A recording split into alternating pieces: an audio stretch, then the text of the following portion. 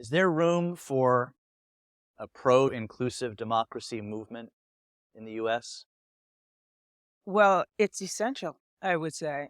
There's not just room for it, but it has to be what we are all attempting to do. And this is maybe you could think of it as the last part of our national journey toward the fullness of democracy. Because we all know that when we began this experiment in democracy in the United States, we didn't do it very well. We did we did put pen to paper, but we didn't live up to the words that were on those documents. We weren't truly a democratic society when we first launched our nation. We're talking about the 250th birthday just right around the corner for us. And we know for much of that history, most Americans, full half women, were not given their democratic rights, right? We also know we have a dark and sordid history when it comes to people of color, in particular African Americans in this country. It took us a long time to to get to the point where we could fairly call ourselves a democracy. Many scholars put that in the middle of the 20th century when we finally passed important civil rights legislation. We had important decisions handed down by the United States Supreme Court, and we gave to citizens, all citizens of the United States, formal rights.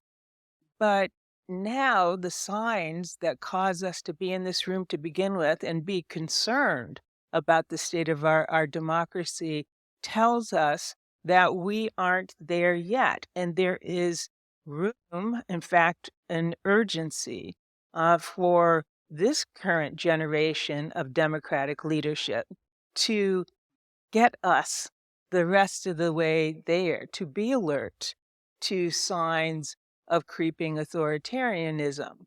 We are now living in a country that bans books.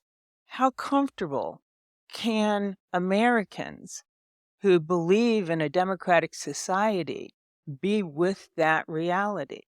We are living in a country right now where there are laws being passed that would prevent not just dialogue, but the teaching of American history in particular kinds of ways.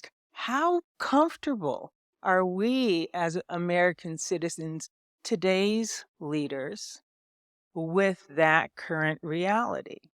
So what that says to me in the work that we do with partners at the Kettering Foundation is that we're not there yet, and we have to be the ones who are attentive to today's urgencies and work towards a better, fuller democracy in the same way that generations before us had to do it.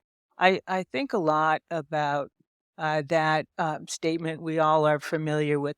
The arc of a moral universe is long, but it bends towards justice. A lot of people attribute that to Martin Luther King because it was one of his favorite phrases. He would say it often. The arc of a moral universe is long, but it bends towards justice.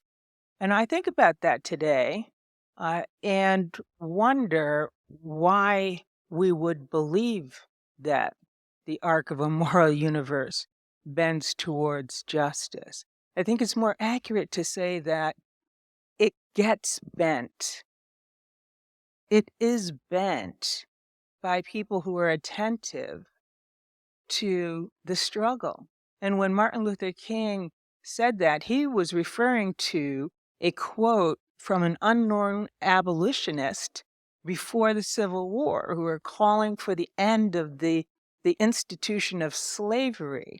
And surely that person, that abolitionist who first mouthed those words, didn't think that there was anything inevitable about um, this arc bending towards justice, the point must have been, as an abolitionist, that there's a responsibility of citizens in a democratic society who want a democratic society to be a part of that bending.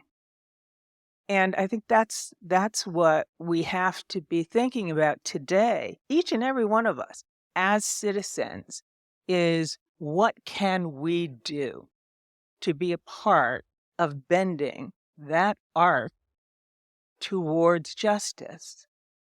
Martin Luther King was not naive, as we know. He also was engaged in a struggle of bending that arc towards justice. And that's where I think we are today, and why the Kettering Foundation is so thrilled to fill a room with people like this who are concerned about our democracy and determined to help preserve it.